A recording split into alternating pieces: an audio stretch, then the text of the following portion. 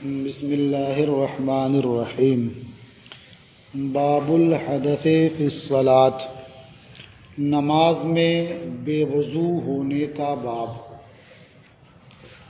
آپ نے یہ مسئلہ پڑھا ہوگا کہ اگر کوئی آدمی نماز پڑھ رہا ہے اور درمیان نماز اس کا وضو ٹوٹ جائے کسی وجہ سے، تو اس کے لیے اس بات کی گنجائش ہے کہ وہ وہاں سے واپس لوٹے، راستے میں کسی سے بات چیت نہ کرے، وضو کر کے واپس جائے پھر، اور جتنی رکعتیں پہلے پڑھ چکا ہے اسی سے آگے پڑھنا شروع کر دے۔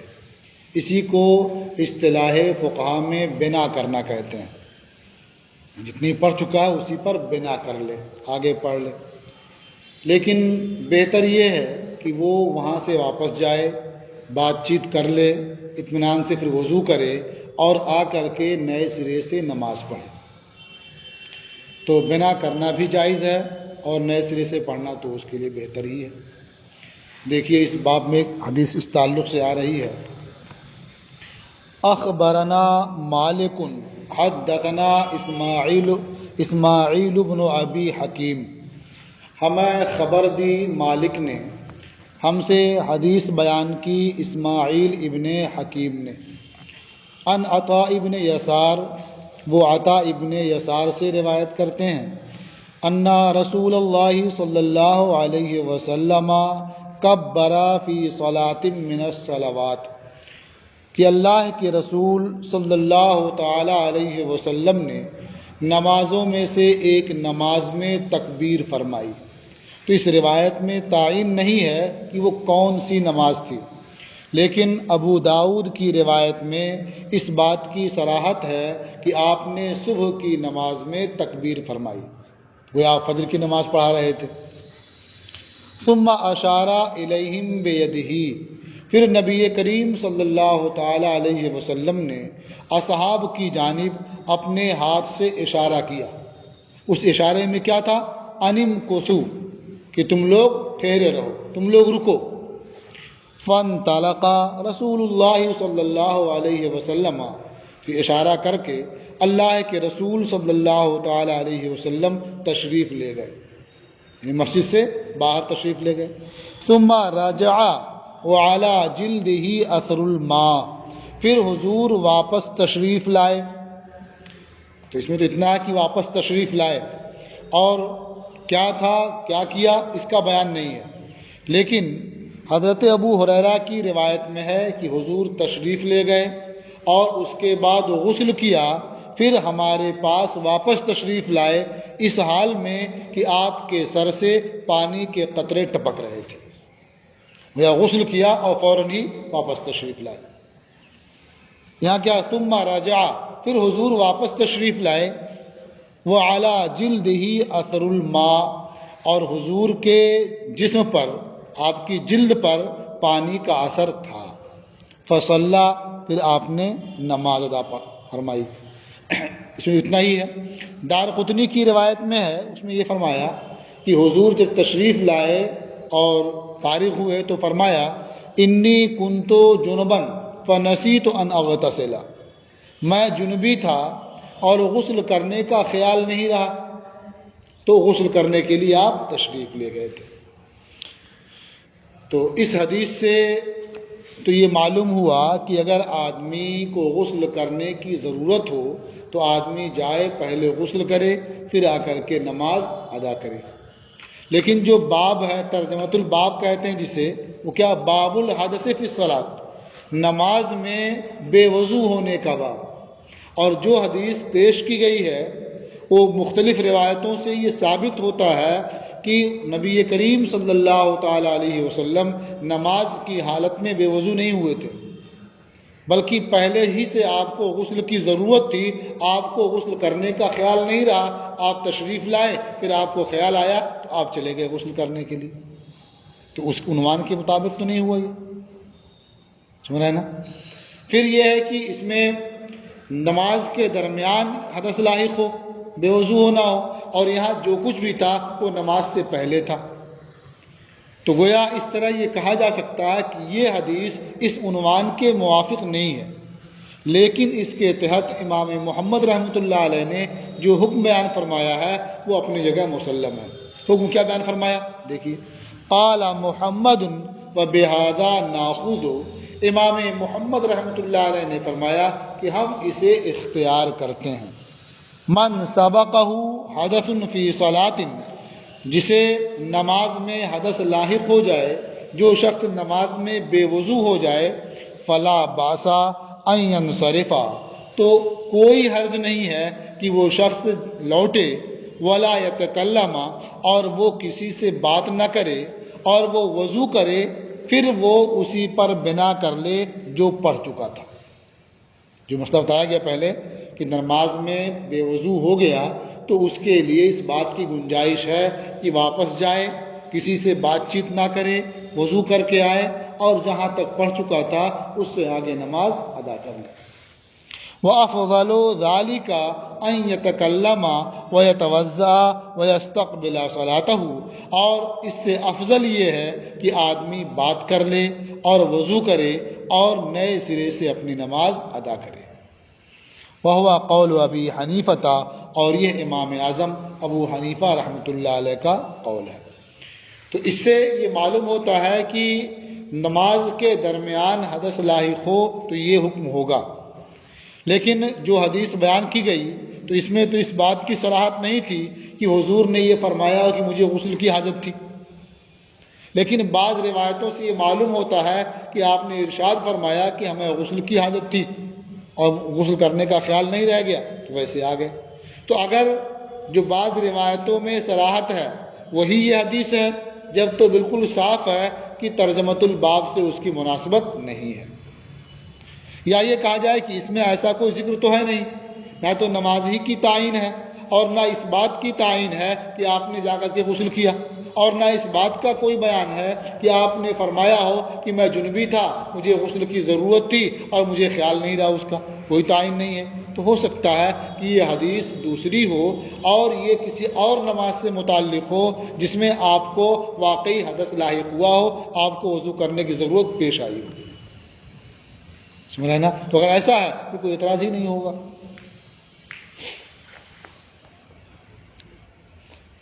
یہ باب ختم ہوا، باب الحدث فی الصلاۃ۔ آگے دوسرا باب ہے باب فضل القرآن وما یستحب من ذکر اللہ عز وجل۔ قرآن کی فضیلت، مطلب قرآن کریم پڑھنے کی فضیلت، تلاوت قرآن کی فضیلت، اور اللہ عز وجل کے ذکر کے استحباب کا باب، یعنی اللہ تبارک و تعالیٰ کا ذکر مستحب ہے، بہتر ہے، اس باب میں اس تعلق سے حدیث نقل کی جا رہی ہے۔ دو چیزیں ہیں، ایک تو تلاوت قرآن کریم کی فضیلت بیان ہوگی، اور ایک چیز کیا ہے؟ اللہ تبارک و تعالیٰ کے ذکر کی اہمیت اور فضیلت بیان ہوگی۔ اخبرنا مالک اخبرنا عبد الرحمن ابن عبد اللہ ابن ابی سعسعۃ عن ابیہ انہ اخبرہ عن ابی سعید الخدری، ہمیں خبر دی مالک نے، ہمیں خبر دی عبد الرحمن ابن عبداللہ ابن ابو سعسعہ نے، اپنے والد سے روایت کرتے ہیں، انہوں نے خبر دی حضرت ابو سعید خدری کی روایت سے، انہ سمع رجلا، کہ حضرت ابو سعید خدری نے رات کو ایک شخص کو قرات کرتے ہوئے سنا۔ کسی قرات کر رہا تھا؟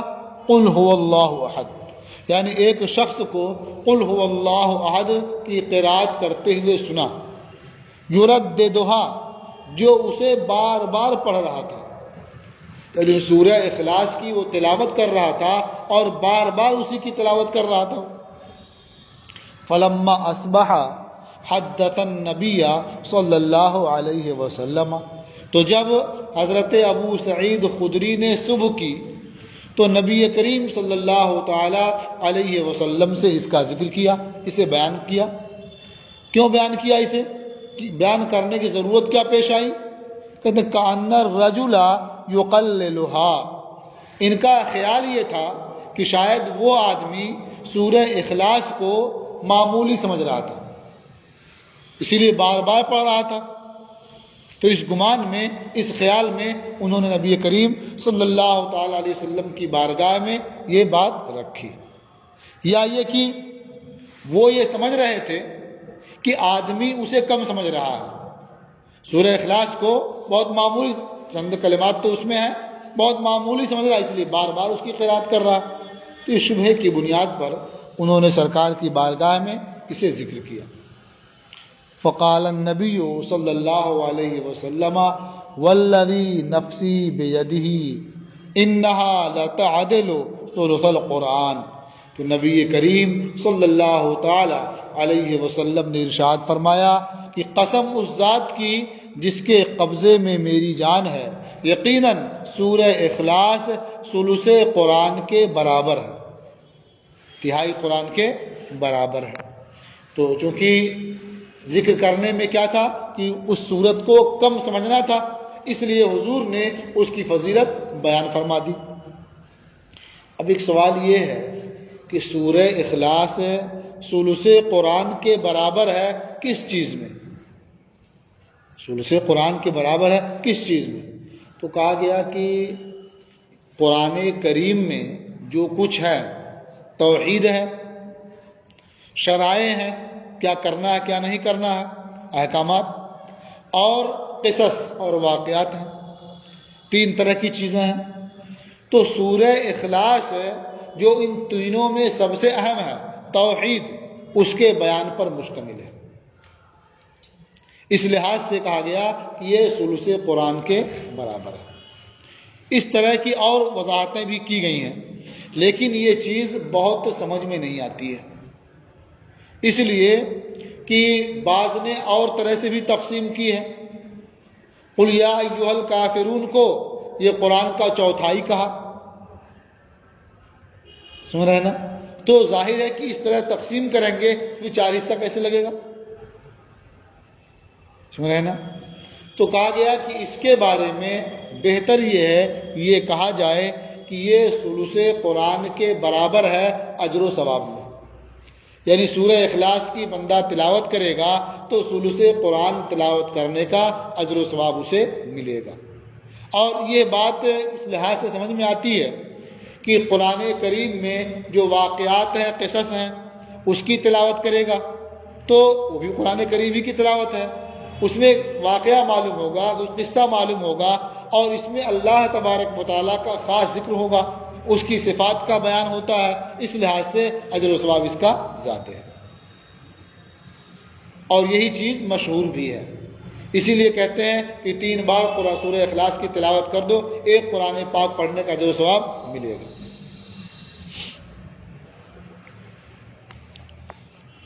اخبرنا مالک اخبرنا یحییٰ بن سعید، ہمیں خبر دی مالک نے، ہمیں خبر دی یحییٰ ابن سعید نے، انہوں نے فرمایا سمعت سعید بن المسیب یقول، میں نے سعید ابن مسیب کو فرماتے ہوئے سنا، قال معاذ بن جبل، کہ معاذ ابن جبل نے فرمایا، یعنی جو قاضی یمن تھے، انہوں نے فرمایا لأن اذکر اللہ من بکرۃ الی اللیل احب الی من ان احمل علی جیاد الخیل من بکرۃ حتی اللیل۔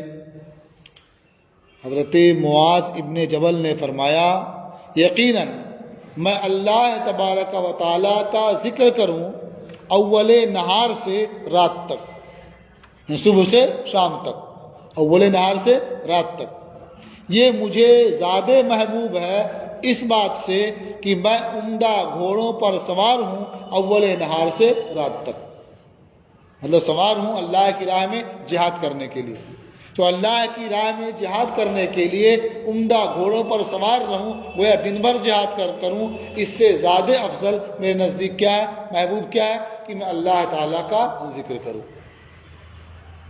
اب آپ سوچتے ہوں گے کہ یہ کیوں محبوب کہہ رہے ہیں؟ دونوں عمل اچھا ہے، اللہ کی راہ میں جہاد کرنا بھی افضل ہے اور اللہ تعالیٰ کا ذکر کرنا بھی افضل ہے، ان کے نزدیک یہ محبوب کیوں ہے؟ تو ظاہر بات یہاں ان کا بیان تو سامنے نہیں آیا، یہ کہا جا سکتا ہے کہ ان کے نزدیک اللہ تعالیٰ کا ذکر یہ زیادہ محبوب ہے جہاد کرنے کے لیے گھوڑے کی پشت پر سواری کرنے سے، کہ بندہ اللہ تعالیٰ کا ذکر کرے گا تو اس میں وہ شیطان کے وسوسے سے زیادہ محفوظ رہے گا۔ کون سا وسوسہ؟ جب بندہ جہاد کرنے کے لیے جاتا ہے تو شیطان وسوسہ ڈالتا ہے، اس کے دل میں یہ خیال پیدا کرتا ہے تم تو بہت بڑے مجاہد ہو، تم تو بہت بڑے بہادر ہو، تو اس کے دل میں بھی خیال آتا ہے کہ واقعی میرے جیسا کوئی نہیں ہے، میں تو بہت پہلوان ہوں، بہت بہادر ہوں۔ تو اب وہ جب دل میں یہ خیال جم جاتا ہے پھر تو اللہ تعالیٰ کی رضا کے لیے اور کلمہ اسلام کی سربلندی کے لیے لڑنے کی بجائے وہ اپنی بہادری ظاہر کرنے کے لیے لڑنے لگتا ہے۔ تو ظاہر بات ہے جب وہ لڑے گا اپنی بہادری بتانے کے لیے کہ میں بہت بڑا بہادر ہوں، تو اس لڑنے کا کوئی فائدہ نہیں، اس جہاد کا کوئی فائدہ نہیں۔ ایک حدیث آپ نے سنی ہوگی کہ روز قیامت جن 3 لوگوں کو سب سے پہلے جہنم میں ڈالنے کا حکم ہوگا اس میں ایک اللہ کی راہ میں شہید بھی ہوگا۔ تو وہ تو کہے گا فوراً پروردگار میں نے تیری راہ میں جہاد کیا، دشمن سے میں نے مقابلہ کیا، تو مجھے جہنم میں جانے کا حکم دیا جا رہا ہے۔ تو اللہ تعالیٰ فرمائے گا تو نے اس لیے یہ مقابلہ کیا تاکہ لوگ کہیں کہ تو بڑا بہادر ہے، تو میں نے اپنی امت سے اپنی مخلوق سے تجھے بہادر کہلوا دیا، اب یہاں تیرا کیا حصہ رہ گیا؟ لڑا کس لیے تھا کہ لوگ کہیں بہت بڑا بہادر ہے، وہ ہم نے کہلوا دیا اپنی مخلوق سے، اب یہاں کیا حصہ رہ گیا؟ تو جہنم میں جانے کا حکم ہو جائے گا۔ تو اس میں اس بات کا خطرہ زیادہ ہے۔ اور اللہ کا ذکر کرے گا ظاہر اپنے کمرے میں کہیں بیٹھ کے کرے گا، وہ شاید تنہائی میں کرے گا، تو اس بات کا خیال نہیں آئے گا کہ لوگ کہہ رہے ہیں کہ یہاں پر بہادر ہے، بہت اچھا ہے۔ خطرات یہاں بھی آ سکتے ہیں، دوسرے قسم کے آئیں گے جو اس سے ذرا کم درجے کے ہوں گے۔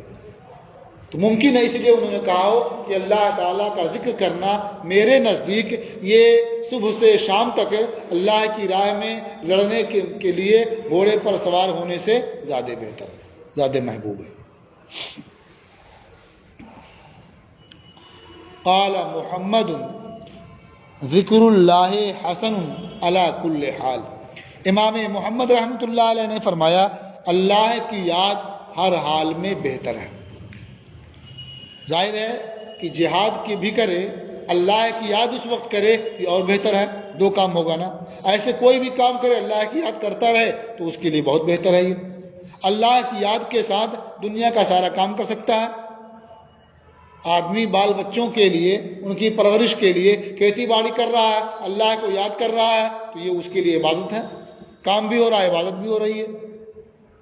کوئی بھی کاروبار کر رہا ہے اس طرح سے شریعت نے جائز قرار دیا اسے، اللہ کو یاد کر رہا، اللہ کے خوف دل میں بسائے ہوئے ہے، اس کو یاد رکھتے ہوئے وہ جھوٹ نہیں بول رہا ہے، سچائی کا دامن تھامے ہوئے ہے، خیانت نہیں کر رہا ہے اور کوئی غلط کام نہیں کر رہا، تو بہت بہتر ہے اس کے لیے، کئی کام ہو رہا ہے ساتھ میں، عبادت پوری ہو رہی ہے۔ تو کہا اللہ کو یاد کرنا ہر حال میں بہتر ہے۔ اخبرنا مالک، ہمیں خبر دی مالک نے، حدثنا نافع عن ابن عمر، ہم سے حدیث بیان کی نافع نے، وہ ابن عمر سے روایت کرتے ہیں، ان النبی صلی اللہ علیہ وسلم قال، کہ نبی کریم صلی اللہ تعالی علیہ وسلم نے ارشاد فرمایا، انما مثل صاحب القرآن کا مثل صاحب الابل المعلقہ، یقیناً صاحب قرآن کی مثال، یعنی جو قرآن یاد کرتا ہے، قرآن پاک پڑھتا ہے یا قرآن پاک حفظ کرتا ہے، یعنی حافظ قرآن یا قاری قرآن کی مثال اس اونٹ والے کی طرح سے ہے جسے باندھ دیا گیا ہے۔ ان عاہدہ علیہ امسکہ، اگر اونٹ باندھ دینے والا اس کی نگہبانی کرتا ہے، اسے روک رکھتا ہے، اسے محفوظ رکھتا ہے۔ وَإِن طَلَّقَهَا ذَهَبَتْ، اور اگر اسے چھوڑ دیتا ہے تو اونٹ چلا جائے گا۔ تو ایسے ہی قرآن پاک حفظ کرنے والا بھی ہے، اگر اس کی نگہبانی کرتا ہے، اسے دہراتا رہتا ہے، تلاوت کرتا رہتا ہے، تو اس کے سینے میں قرآن محفوظ رہے گا، اور جہاں چھوڑ دے گا، اس کی طرف سے غافل ہو جائے گا تو قرآن بھی نکل جائے گا اس کے سینے سے۔ باب الرجل یسلم علیہ یا یسلم علیہ وہو یصلی، اسے مجہول کہا جائے۔ یہ باب ہے اس مرد کے بیان میں، یا یہ بیان ہے اس مرد کا جسے سلام کیا جائے اس حال میں کہ وہ نماز پڑھ رہا ہو. کوئی آدمی نماز پڑھ رہا ہے اور اسے سلام کر لیا جائے تو جواب دے گا کہ نہیں؟ سلام کیا جواب نہیں دے گا. جب نماز پڑھ رہا ہے تو اس وقت وہ جواب نہیں دے گا. اگر اس نے جواب دیا اس طرح جس طرح جواب دیتے ہیں تو اس کی نماز چلی گئی، نماز فاسد ہو جائے گی. لیکن آپ ایک حدیث پڑھیں گے ابھی تو معلوم ہوگا کہ ایک صاحب نے جواب دے دیا تو ایک صاحب نے کہا کہ نہیں، ایسے جواب نہیں دینا چاہیے، ہاتھ کے اشارے سے جواب دینا چاہیے. اب بتائیے آج اگر کوئی ہاتھ کے اشارے سے جواب دے چلے گا؟ کوئی سلام کرے، نماز پڑھ رہا ہے، سلام کر لیا یا جس طرح بھی جواب دیتے ہو اشارہ کر دیا اور جواب دے دیا تو نماز رہے گی، اس کی نماز رخصت ہو جائے گی. سمجھ رہے ہیں نا؟ تو پھر ان کا مطلب کیا ہوگا جو اس میں آیا ہے؟ پہلے اس کو پڑھ لیجئے پھر جواب سنیے گا اس کا. دیکھیے، اخبرنا مالک اخبرنا نافع، ہمیں خبر دی مالک نے، ہمیں خبر دی نافع نے، ان ابن عمر مر علی رجل یصلی، حضرت عبداللہ ابن عمر کا گزر ایک مرد کے پاس سے ہوا جو نماز پڑھ رہا تھا. فسلم علیہ، انہوں نے اسے سلام کر لیا. فرد علیہ السلام، اس نے سلام کا جواب دیا. فرجع الیہ ابن عمر، جواب دے دیا اس نے تیز، وہ لوٹ کے واپس آئے.